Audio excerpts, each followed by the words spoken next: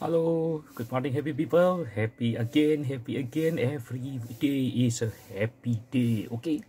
Ya, hari ini kita akan share kembali tips investasi singkat ala kita. Jadi ala kita ini bisa sesuai dengan kalian, bisa enggak. Semua tergantung penangkapan masing-masing ya happy people. But sharing ini kita berikan agar tujuannya semua orang bisa mengerti lah, paling enggak basic-basicnya itu seperti apa cara berpikirnya, itu yang kita harapkan. Jadi kita nggak bilang kita yang paling benar, yang lainnya salah, yang ini benar itu salah, nggak ada selesainya seperti itu. Oke? So let's start today. Jadi tips investasi kita kali ini adalah investasi itu masalahnya adalah tentang waktu. Jadi investasi itu selalu berkutat masalah waktu, dan waktu. Kuncinya investasi adalah waktu. Kenapa saya tekankan masalah waktu ini? Saya berikan contoh. Kebetulan saya pernah melihat hasil dari krisis ekonomi di tahun 2008. Saya lagi kerja di satu tempat waktu itu di tahun 2009. Nah, waktu itu kita pertama kali kerja masih ya anak-anak baru lah. Kita kaget. Ini kita akan lihat beberapa portfolio investasi dari beberapa klien. Wow, hasilnya mengerikan sekali. Sangat-sangat mengerikan.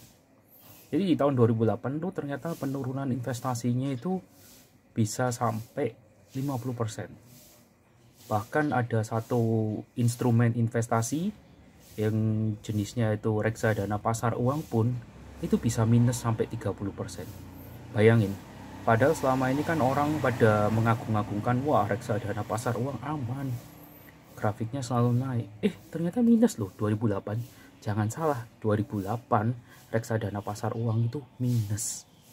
So, apakah kita harus khawatir? Sebenarnya enggak ya. Ini adalah cerita yang mau saya sampaikan. Di tahun 2009 marketnya itu sudah mulai pulih di Indonesia. Kita ngomong di Indonesia ya skupnya ya. Saya nggak bahas yang di luar negeri gimananya. Faktor eksternal nanti aja kita ketahui. Yang penting Indonesia dulu. Di Indonesia ini udah mulai pulih loh tahun 2009. Waktu itu kenaikannya di bursa cukup tinggi. Di instrumen reksadana semuanya pada naik. Ya, disitulah saya mulai belajar bahwa investasi ini adalah waktu. Coba waktu itu kita panik ya. Di tahun 2008 tuh kita misalnya panik, stres banget. Kita buru-buru jual semua hasil investasi kita masuk ke deposito. Bayangin, deposito sempat bunganya puluhan persen. Ada info bahkan sampai 50-60%. Tapi tahun depannya gimana depositonya? Depositonya berangsur turun loh. Deposito turun terus, bunganya turun, investasinya malah naik. Nah, jadi sejak saat itu kita belajar bahwa investasi itu intinya adalah waktu. Semakin lama kita berinvestasi, maka hasilnya akan semakin maksimal.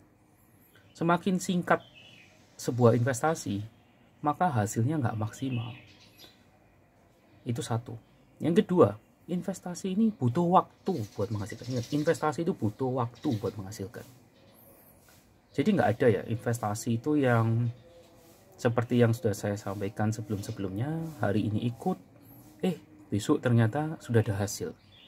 Atau besok ikut, wih gila, nggak sampai sebulan sudah untung 40%, 50%. Wow banget. Saya juga kepingin dong itu, wow banget. Tapi apakah itu long last? Tak rasa ya, paling cuman 1 bulan, 2 bulan gitu aja lah. Setelah itu ya kalian tahu sendiri lah, udah pasti hilang uangnya. Bukan cuma rugi, tapi hilang. Oke? Jadi memang investasi ini sangat-sangat membutuhkan waktu. Dan waktunya biasanya nggak singkat. Apakah semua orang kalau gitu nggak boleh investasi dong? Ya tergantung. Makanya dana-dana yang digunakan untuk investasi harus dana yang nggak dibuat kerja lah istilah saya. Kalau dananya ini misalnya modal usaha kalian spekulasikan, wow kita lihat ini lagi turun itu lagi naik, kita mau coba di sini masuk ini, sudahlah jangan. please jangan gunakan modal kerja kalian untuk masuk ke instrumen investasi kalau nggak mau rugi. Oke? Karena disitulah kalian akan mulai kepepet masalah waktu. Ingat, kuncinya investasi adalah waktu, nggak ada yang lain.